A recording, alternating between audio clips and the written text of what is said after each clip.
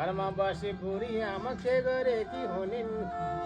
छोरा परदेश लागे भनी सम्झी सम्झी रोनिन् नारौ नारौ मेरो आमा मासु काली पारा रोए पनि जाने छैन यो मनाको खारा फुलै फुल्यो सय रङको जोबन एकै बारा आमा तिमीले नदिनु सराप नदिनु सराप रहेछ मेरो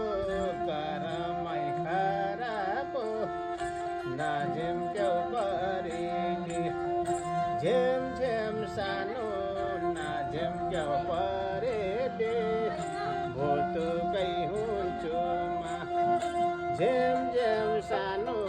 नझिम्क्यौ परेली भोतुकै हुन्छु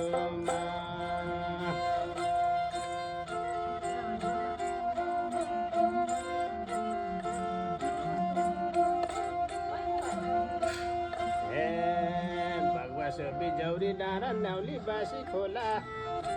कलकलाको पानी जस्तो मानिसेको चोला हेरा चोला बित्यो भने भोलि कसो होला 2 दिनको लाल्छे जोबन केले जाने होला धैकान्जी दर्पणा हेरौँ कति जोबन होला आधा जोबन गइसकेछ आधा जोबन होला सबैको प्यारो लाग्ने गाली रगत होला गाली रगत घट्यो